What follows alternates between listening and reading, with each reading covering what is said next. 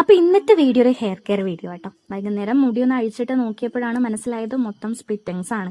അപ്പോൾ പിന്നെ ഒന്ന് കെയർ ചെയ്യണം വിചാരിച്ചു. കുറേ ദിവസമായിട്ട് ഞാൻ വിചാരിക്കുന്നു ഇനിയെങ്കിലും മുടി ഒന്ന് കെയർ ചെയ്യണം, അല്ലെങ്കിൽ മുടി ഒന്നും ഉണ്ടാവില്ല തലയിൽ. അതുകൊണ്ട് അങ്ങനെ പ്ലാൻ ചെയ്തിരിക്കുകയാണ്. അപ്പോൾ ഇന്നോട്ട് ഞാൻ ഇനി എന്തായാലും മുടി നന്നായിട്ട് കെയർ ചെയ്യണമെന്ന് വിചാരിക്കുകയാണ്. അപ്പോൾ എനിക്കൊരു 10ാം ക്ലാസ്സിലൊക്കെ എനിക്ക് അത്യാവശ്യം നല്ല രീതിക്ക് ഹെൽത്തി ആയിട്ടുള്ളൊരു മുടി ഉണ്ടായിരുന്നു കേട്ടോ. പിന്നെ കയ്യിലെ കുറച്ച് കുരുത്തക്കേട് കാരണം അതൊക്കെ മുറിച്ച് കളഞ്ഞു ഇപ്പോൾ പണി കിട്ടിയിരിക്കുന്ന ഒരു അവസ്ഥയാണ്.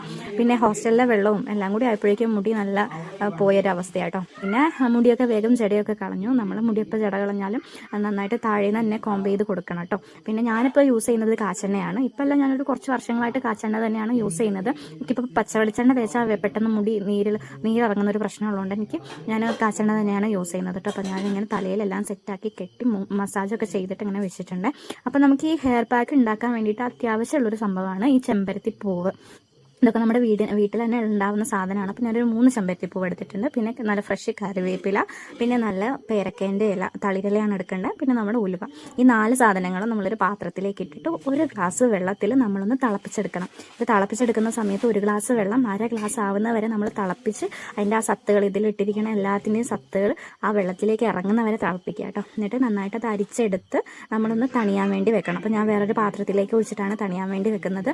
അല്ലെങ്കിൽ നമ്മൾ ചിലപ്പോൾ ചൂടോടെ തേച്ചാൽ അത് സ്കാൽപ്പിന് അത്ര നല്ലതല്ല. മുടി കൊഴിഞ്ഞു പോകാനുള്ള സാധ്യതയൊക്കെ ഉണ്ട്. അപ്പോൾ നല്ല തണുപ്പായിട്ട് തന്നെ തേക്കാൻ ശ്രദ്ധിക്കണം കേട്ടോ.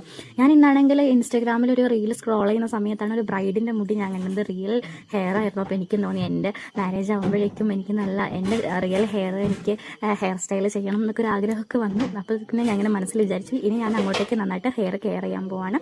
എനിക്ക് നല്ല മുടി ഉണ്ടായിരുന്നു, നല്ല രീതിക്കുള്ള ഹെൽത്തി ആയിട്ടുള്ള മുടി ഉണ്ടായിരുന്നു. പിന്നെ അത് വെട്ടിക്കളഞ്ഞ് പണിയെല്ലാം കിട്ടി പണ്ടാരടങ്ങിയിരിക്കുകയാണ്. അപ്പോൾ ഇനി ഒരു 10-15 മിനിറ്റ് തലയിൽ വെച്ചിട്ട് തണുത്ത വെള്ളത്തിൽ വാഷ് ചെയ്ത് കളഞ്ഞാൽ മതി. അപ്പോൾ അത്രയേ ഉള്ളൂ. എല്ലാവരും ഒന്ന് ട്രൈ ചെയ്ത് നോക്കാം.